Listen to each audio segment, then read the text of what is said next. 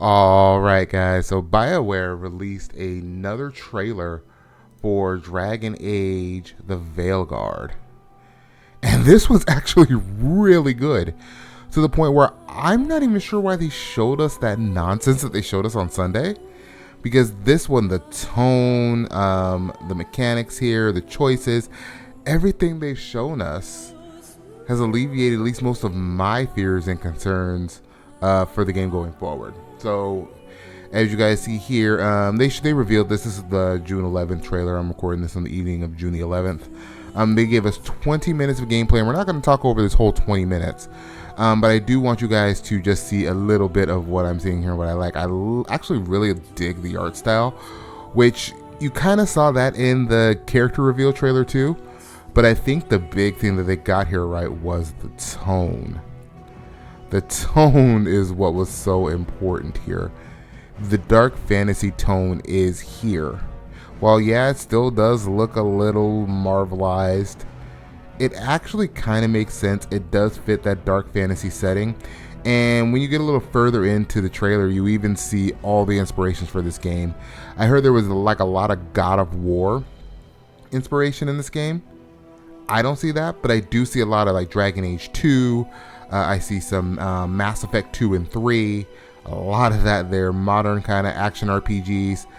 I see a lot of that. Now, I do wish they would have stuck more to the more traditional kind of RPG style, which they didn't, and you'll see that a little further if we scroll down into some more of the gameplay.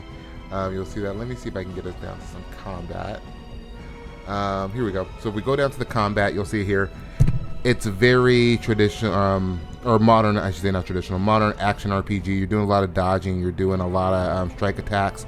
You still have your wheel for your powers like you do in Dragon Age 2 and Dragon Age Inquisition, which is really nice, or I guess was really cool.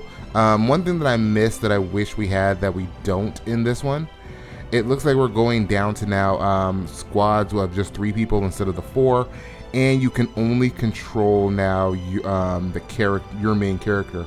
I used to like jumping through and getting all the companions, and sometimes using their abilities and setting them up. And it looks like you're doing more of a Mass Effect style, where you can control their powers this time instead of actually controlling the character.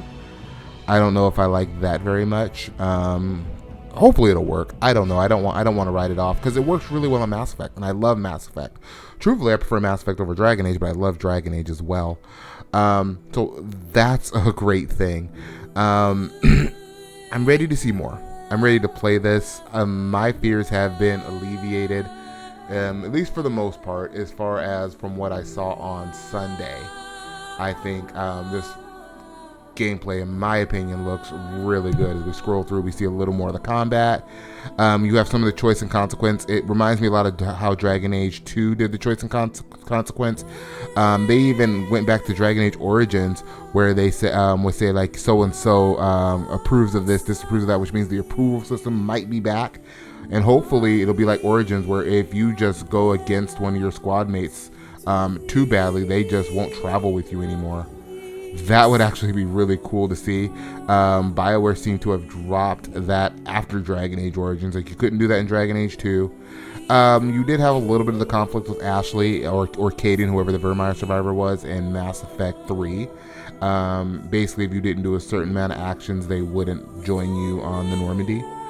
But you could, like, genuinely, like, there was even, I remember a portion, and I'm not going to spoil too much of it, for Dragon Age Origins, where if you Leliana was a very religious character, and if you did too many things to go against her religion, she would attack you, and she would completely leave your squad. I believe actually Iron Bull, if I remember right, does that too in the Trespasser DLC, if I remember correctly. I didn't play through Dragon Age Inquisition a ton of times, not as much as I know some other people did. I played through it really like one good playthrough. I did all the DLC, and I kind of just stuck to the multiplayer after that. I don't know, because like I said, Dragon Age just doesn't stick to me like Mass Effect does. But overall, I think this combat looks pretty awesome. I'm happy with that. I would have loved to have got the tactical combat back too, which that looks to be gone. I don't like that they, like I said before, don't let you control the squad mates as much. It's more Mass Effect style. But to me, this almost feels like the hybrid between Dragon Age, all three Dragon Age games, with a little bit of Mass Effect mix in there and a little bit of modernization in there as well. I'm okay with this. I am genuinely okay with this.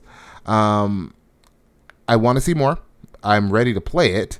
Hopefully they have them. I don't think they said they're going to do the multiplayer, but I hope they do the multiplayer. I'd really like to go back and play more Dragon Age multiplayer, though I know the core audience was never really into Dragon Age's multiplayer like that.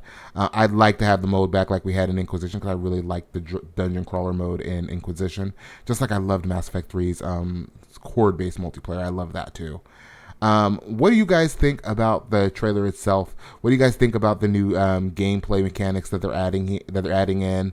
Let me know in the comments below. Of course, if you're new to my channel, I'd love to have you subscribe. I'll talk to you guys next time. Thanks for watching.